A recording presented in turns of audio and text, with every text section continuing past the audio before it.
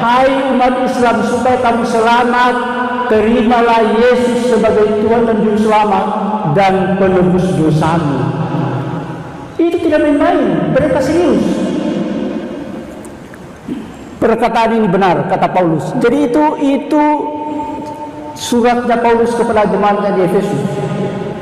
Kemudian juga di dalam suratnya kepada Timotius, bahwa untuk menyelamatkan orang berdosa dan di antara mereka akulah yang paling berdosa. Selanjutnya,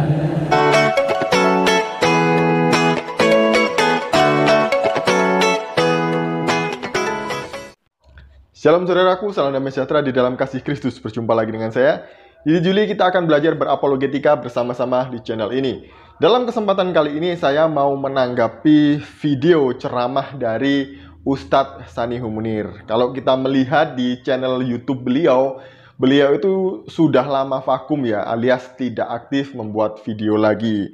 Nah, saya melihat di postingan terakhir terbaru dari Ayah Sofia itu beliau bilang bahwa kesehatannya kurang prima, dan saya perhatikan memang beliau ini kurang sehat lah ya, seperti itu. Nah, yang menarik bukan beliau sehat atau tidak sehat, tapi apa yang disampaikan oleh beliau ketika beliau berceramah di masjid itu. Sebelumnya mari kita melihat video berikut ini. Sudah lama sekali saya tidak pernah berceramah. Ini saya minta maaf kalau banyak nyangkut-nyangkut karena usia, juga kesehatan yang sudah tidak prima. Tetapi insya Allah semangat masih tetap untuk berdakwah. Saya membawa topik pada subuh hari ini, topik yang cukup unik, memahami dakwah Islam dan misi Kristen. Kenapa Islam berbicara banyak tentang Kristen? Dari jamaah yang dimuliakan Allah, dari halaman pertama Al-Quranul Karim sampai halaman terakhir berbicara tentang Kristen. Jadi jangan main-main Pak. Al-Quran itu adalah kitab kristologi terbesar di dunia.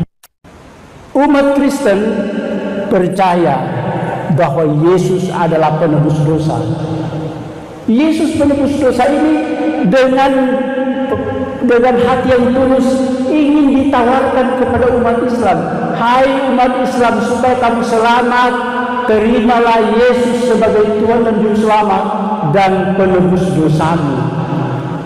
Itu tidak main-main, mereka serius. Perkataan ini benar, kata Paulus. Jadi itu suratnya Paulus kepada jemaatnya di Efesus.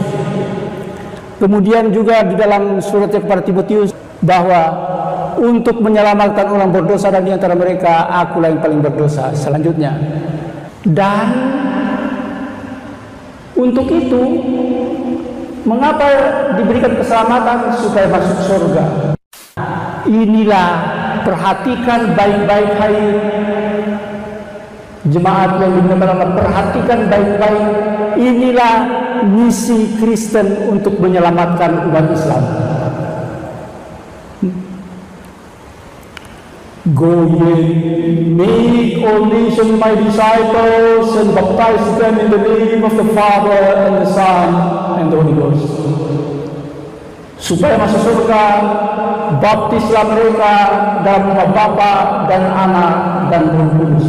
Jadikan semua bangsa muridku, jadikan semua manusia Kristen. Bagaimana caranya? Baptis mereka dalam nama Bapa dan Anak dan Roh Kudus. Nah, persyaratan kedatangan Yesus dalam Kristen: satu, semua bangsa sudah dibaptis. Jadi kalau ada masih umat Islam bandel, Yesus tidak datang. Kalau umat Islam masih ada yang bandel menurut umat Kristiani, Yesus tidak akan datang. Oleh sebab itu, dengan segala cara, dengan indomie, dengan beras, dengan apa, diiming-iming supaya masuk Kristen, supaya Yesus datang menjemput mereka, menjemput siapa yang masuk Kristen. Yang kedua, Injil Kerajaan Allah telah diberitakan kepada segala makhluk. Markus pasal 16 ayat 15. Kesudahannya akan tiba bila Tuhan memutuskan bahwa perintahnya sudah diselesaikan. Oleh sebab itu Yesus tidak datang. Kalau tidak dibaptis orang-orang semua manusia, dan Injil tidak diberitakan kepada segala makhluk. Berikut.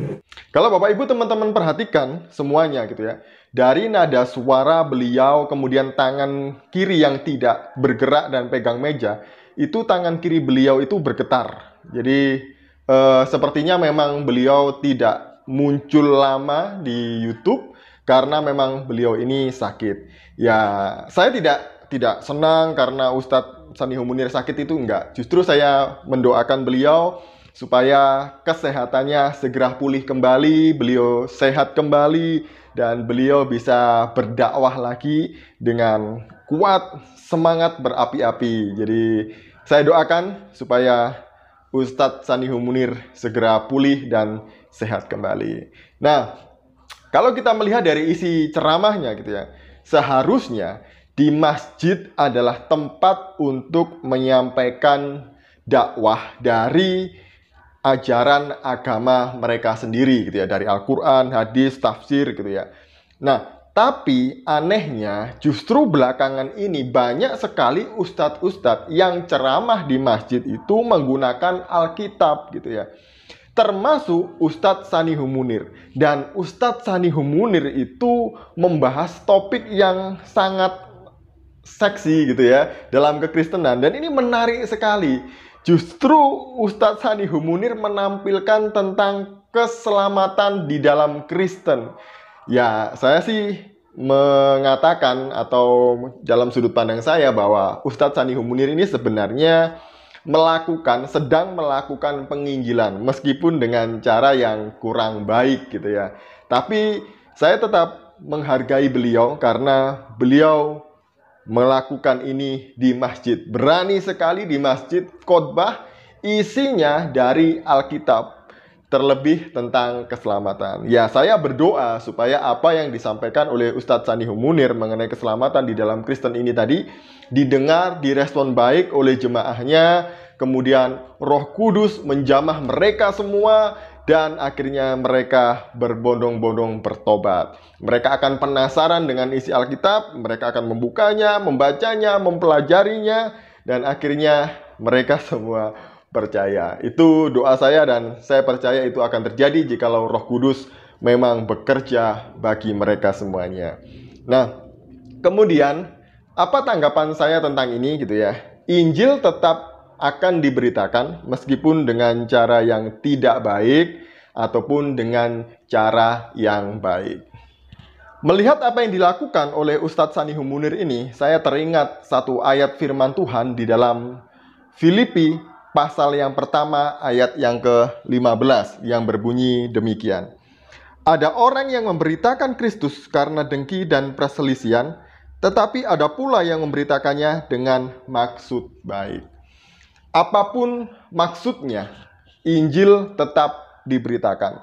Apapun maksudnya, entah itu baik ataupun tidak baik, dengki, perselisihan, tetap saja Kristus akan diberitakan. Dan saya percaya bahwa Roh Kudus akan bekerja. Tidak ada yang sia-sia.